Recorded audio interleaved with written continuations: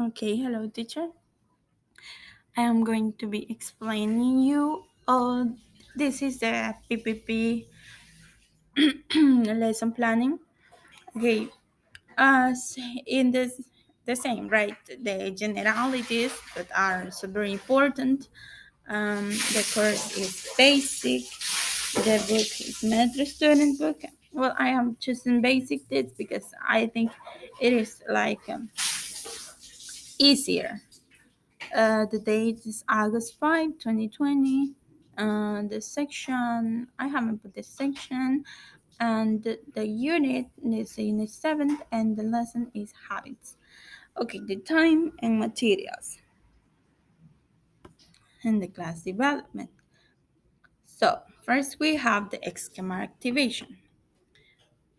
Okay, in the schema activation, what the teacher must do is to give a background of the information of what is going to be the topic about, right? Then, or what is the teaching? What is the teacher going to teach, right? What are we going to do here? Okay, first the student will have on the screen 4 images, where 4 different habits. Okay, with 4 different habits. Then they will ask them if they practice some of it. Okay, teacher, I have fixed this lesson planning for an online class. So that's why I said that we'll have on the screen 4 images because the teacher in the video conference will play that images in the screen.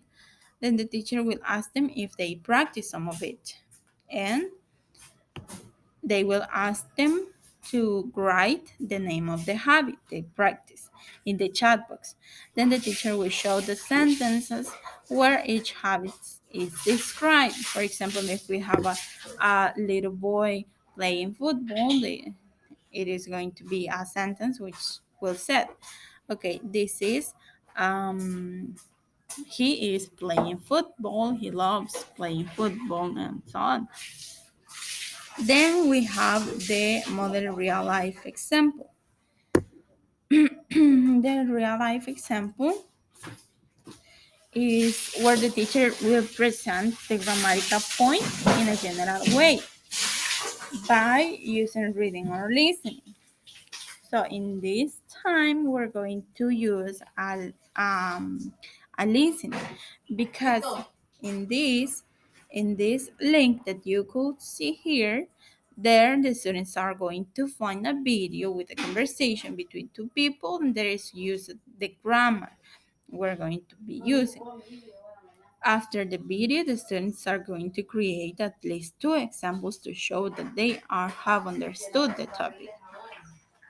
Okay, then we have the CCQ, the explanation and CCQ. Okay, I have put this together, but I think it was not like that. The explanation is to give the students the rules about the grammatical point. As you know, adverbs of frequency needs percentage, right? So that's why the teacher will give a chart with the percentage, will show a chart with the percentage where the students are going to be able to see the percentage of each adverb of frequency. Then the teacher will ask them to do an example per percentage. In total, they are going to do 9 examples. So 9 ways to use adverbs of frequency, 9 examples. And then the students are going to do an activity that consists of working with the same percentage. So, but here the percentage must be in this order. Mm, the students are going to have 2 columns, one with the percentage of each adverb of frequency, and the other one with the adverbs. One with percentage and the other one with the adverbs. What they are going to do is to relate each percentage with the adverb. So what they are going to do basically is to match it, right? The adverb with the percentage, and that is going to be all. And then we have the practice. In the practice, the activity 1 and purpose. Okay, the activity 1, it is important part of the lesson as the students understand what they can do well and what need to be reinforced. Based on the last grammar, students will get a worksheet. The worksheet will contain some exercise related to the adverb of frequency. The purpose of this activity is that the students fill the faces with their adverbs provided in the very beginning of the worksheet. After that, they have to pay attention and check their worksheet careful because the teacher will provide the correct answer to corroborate the information. So if the students get wrong, it doesn't matter because the teacher are going to correct them. Plus corroborating the exercise, students will create at least 2 examples using some of the adverbs of frequency and write in the chat box. Then the activity 2 is the activity number 2 is going to take 15 minutes and is the teacher will show 3 images on the screen. People throwing garbage in the floor, that is going to be one. The second is going to be people drinking alcohol, and the another people eating junk food, like fat people eating junk food. And they will choose 2 students to tell what she sees on the screen. The second participant will tell what kind of adverb should they use, and the participation number 1 is going to formulate the sentence. Okay, here one student is going to say, for example, this image. Okay, and the second students are going to tell what kind of adverb should the student use, and the other participant is going to formulate the sentence, okay, or the example. Then finally we have the production.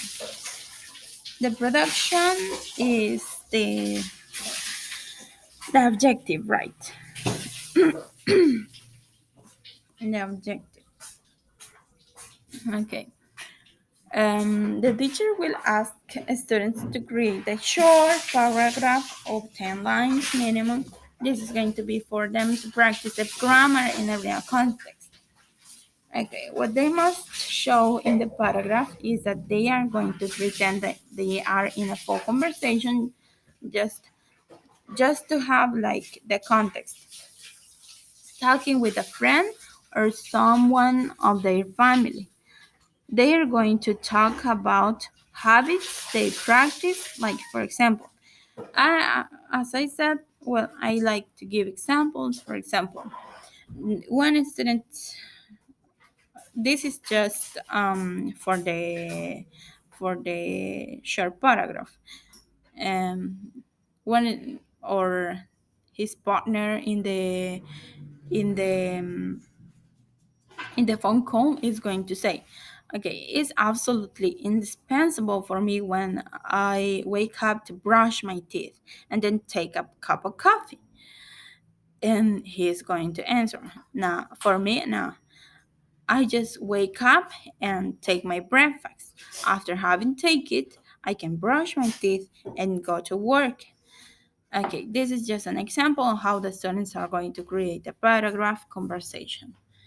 And then they are done with that. Okay, we're done with this, and this have been my lesson planning PPP.